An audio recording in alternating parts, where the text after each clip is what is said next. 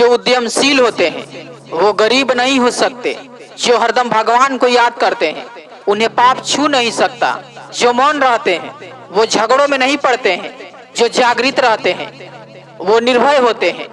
शक्तिशाली लोगों के लिए कौन सा कार्य कठिन है, व्यापारियों के लिए कौन सी जगह दूर है, विद्वानों के लिए कोई देश विदेश नहीं है, मृदुभाषियों का कोई शत्रु नहीं।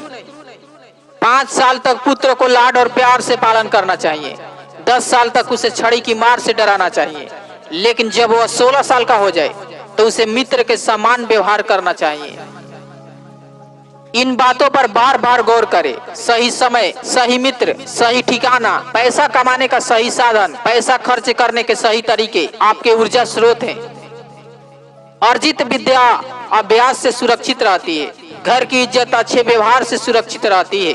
अच्छे गुणों से इज्जतदार आदमी को मान मिलता है। किसी भी व्यक्ति का गुस्सा उसकी आंखों में दिखता है।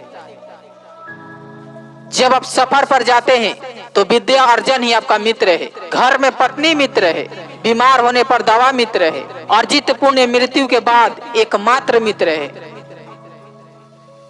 समुद्र में होने वाली वर्षा व्यर्थ है, जिसका पेट भरा हुआ है उसके लिए अन्न व्यर्थ है। पैसे वाले आदमी के लिए भेंट वस्तु का कोई अर्थ नहीं। दिन के समय जलता दिया व्यर्थ है। लक्ष्मी जो संपत्ति की देवी है वह चंचला है। हमारी श्वास भी चंचला है। हम कितना समय जिएंगे इसका कोई ठिकाना नहीं। हम कहाँ रहेंगे यह भी पक्का नहीं। कोई बात यहाँ पर पक्की है तो वो यह है कि हमारा अर्जित पुण्य कितना है। व्यक्ति इन 3 बातों से सदैव संतुष्ट रहे।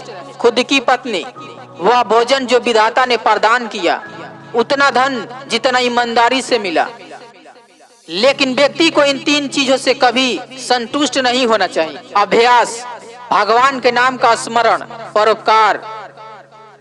हाथी से 1000 गज की दूरी रखे, घोड़े से 100 की, सिंह वाले जानवर से 10 की, लेकिन दुष्ट जहां हो उस जगह से निकल जाए। जो नीच लोग होते हैं वो दूसरों की कीर्ति देखकर जलते हैं। वो दूसरे के बारे में अपशब्द कहते हैं क्योंकि उनकी कुछ करने की औकात नहीं है।